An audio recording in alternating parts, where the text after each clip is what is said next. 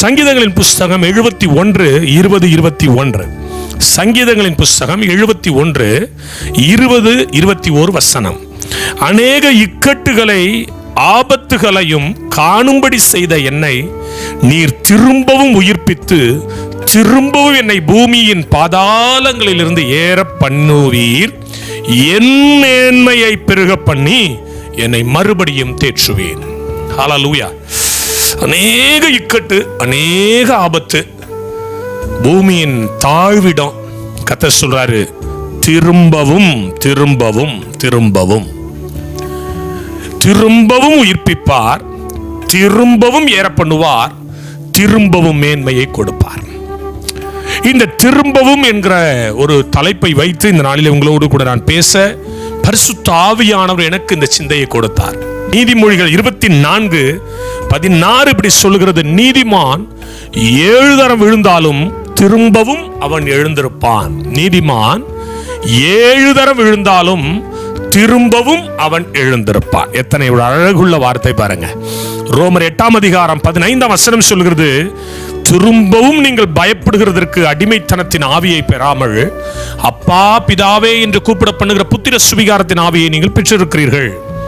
அப்போ திரும்பவும் அப்படின்ற ஒரு வார்த்தையை ஆண்டவர் எனக்கு கொடுத்தார். என் அன்பு தேவனுடைய பிள்ளைகளே, திரும்பவும் ஆண்டவர் ஏதோ ஒரு காரியத்தை உங்களுடைய வாழ்க்கையில இன்றைக்கு இந்த வேளையில இந்த செய்தியை கேட்டுக்கொண்டிருக்கிற இந்த நேரத்தில் தானே உங்களுக்கு கர்த்தர் செய்ய போகிறார். ஏற்கனவே அப்படிங்கறத விட்டுருங்க, திரும்பவும் கர்த்தர் செய்ய போகிறார். ஆமென், ஹல்லேலூயா. எத்தனை பேர் விசுவாசிக்கிறீங்க? திரும்பவும் தேவன் நம்மை அலங்காரமாக்க போகிறார், திரும்பவும் தேவன் நம்மை மேன்மைப்படுத்த போகிறார், திரும்பவும் தேவன் நம்மை உயர்த்த போகிறார், திரும்பவும் நமக்கு ஒரு விடுதலை கொடுக்க போகிறார், திரும்பவும் அவர் நமக்கு ஆரோக்கியத்தை, சௌக்கியத்தை, மேன்மையை, தயவை, பெரிய ஆசீர்வாதங்களை கொடுக்க போகிறார். ஆமென் சொல்லுங்களேன். அப்போ இந்த திரும்பவும் என்கிற வார்த்தையை வைத்து நான் தியானிக்கும் பொழுது கர்த்தர் சில காரியங்களை எனக்கு காட்டி கொடுத்தார். திரும்பவும் உயிர்ப்பித்தாராம். வேதம் சொல்லுகிறது, சங்கீதம் 71:20 நீங்கள் மறுபடி வாசித்தீர்களேயானால், அநேக இக்கட்டுகளையும் ஆபத்துகளையும் காணும்படி செய்த என்னை நீர் திரும்பவும் உயிர்ப்பித்து திரும்பவும் உயிர்ப்பித்து. பழைய ஏற்பாட்டு காலங்களில் நியாயாதிபதிகள் புஸ்தகத்துல சிம்சோன் அப்படின்ற ஒரு மனிதன் இருந்தான். மிகப்பெரிய பொருத்தனை செய்யப்பட்டு தேவனால் வெளிப்படுத்தப்பட்டு தேவனுடைய சித்தத்தின்படி பிறந்த ஒரு மனுஷன். நஸ்ரே விரதம் இருந்தவன், மகா பெரிய பராக்கிரமசாலி, 300 நரிகளை ஒன்றாய் பிடித்து கட்டியவன், இல்ல சிங்கத்தின் வாயை பிடித்து கிழித்தவன், பச்சை தாடை எலும்பை, கழுதையினுடைய தாடை எலும்பை எடுத்து 1000 பேரை கொன்று குவித்த மிகப்பெரிய பராசாலி. பாவத்தினால், இச்சையினால் போய் விழுந்து போய் மாட்டிக்கொண்டான். நீங்க வேதத்துல வாசிக்கிற 16ஆம் அதிகாரம் நியாயாதிபதிகள் 21:22 வாசித்தோமானால், பெலிஸ்தீர் அவனை பிடித்து அவன் கண்களை பிடுங்கி, எந்த பாவத்தை எதனால பாவம் செஞ்சானோ அந்த பாவத்திற்கு ஆதாரமாக இருந்த அந்த கண்களை பிடுங்கி அவனை காசாவுக்கு கொண்டு போய் அவனுக்கு 2 வெண்கல விலங்கு போட்டு சிறைச்சாலையிலே மாவரைத்து கொண்டிருக்க வைத்தார்கள். எப்படி இருக்க வேண்டியவன் எப்படி இருக்கிறான் பாருங்களேன். இல்ல, ஒரு மகா பெரிய பராக்கிரமசாலி, அவனை கண்டாவே எல்லாரும் நடுங்குவான். இன்னைக்கு அவனுடைய நிலைமை மாவரைத்து கொண்டிருக்கிறான். 2 வெண்கல விலங்கு போட்டாச்சு, கண்ணை பிடிங்கிட்டாங்க, குருடனா மாறிட்டான். இன்னைக்கு அவனுடைய லைஃபே டோட்டலா போயிடுச்சு, ஒண்ணுமே இல்லாம போயிடுச்சு. என் அன்பு தேவனுடைய பிள்ளைகளை, ஒருவேளை நீங்களும் நானும் கூட அப்படி நினைக்கலாம், பாவம் செஞ்சிட்டோம் பிரதர், என்னுடைய வாழ்க்கையில நான் எல்லாவற்றையும் இழந்த நிலையில இன்னைக்கு சிறை அனுபவத்தில் இருக்கிறேன். அவருடைய மிகப்பெரிய பிரதிஷ்டையாகிய தலை முடியை சிரைத்து விட்டார்கள்.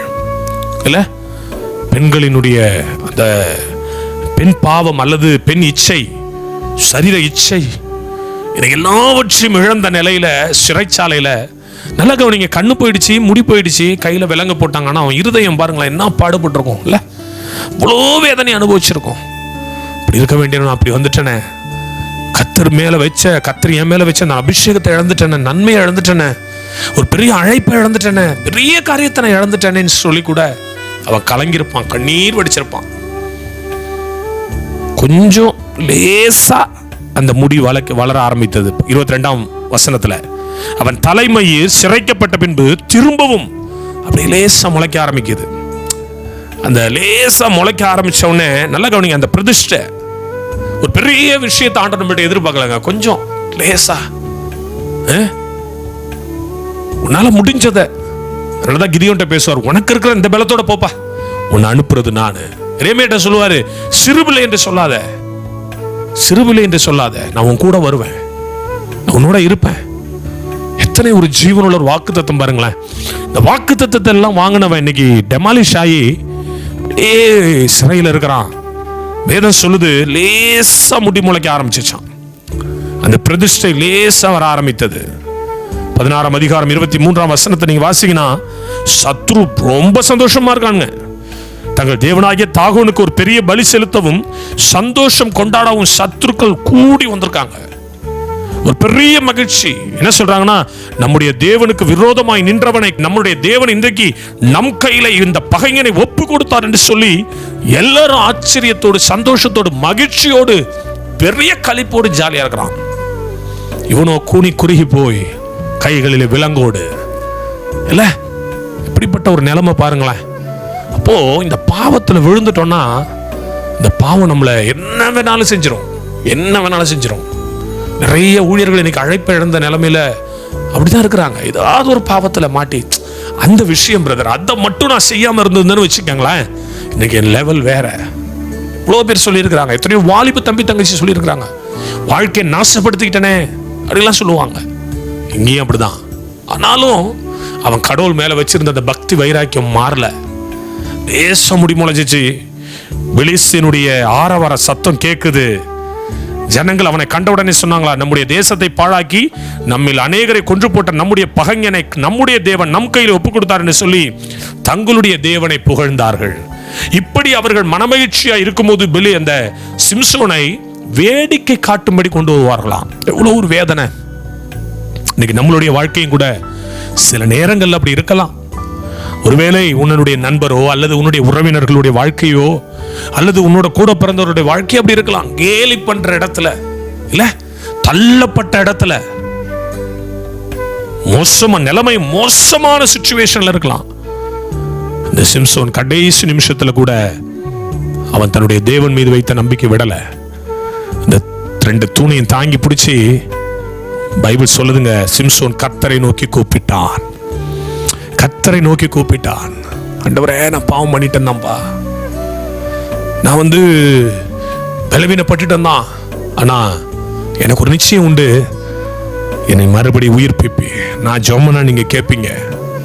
என் அன்பு தேவனுடைய பிள்ளைகளே, ஒரே தீர்வையாய் இவர்களை தீர்த்து விட வேண்டும் என்று நினைத்திரளும் என்று சொல்லி என்னை பலப்படுத்தும் என்று சொல்லி அவன் ஒரு ஜெபம் பாருங்க. அந்த 2 தூணையும் தாங்கி பிடிக்கிற 2 தூணையும் வலது கையில் இடது கையில் பிடித்து கொண்டு அப்படி அசைச்சாம் பாருங்களேன்.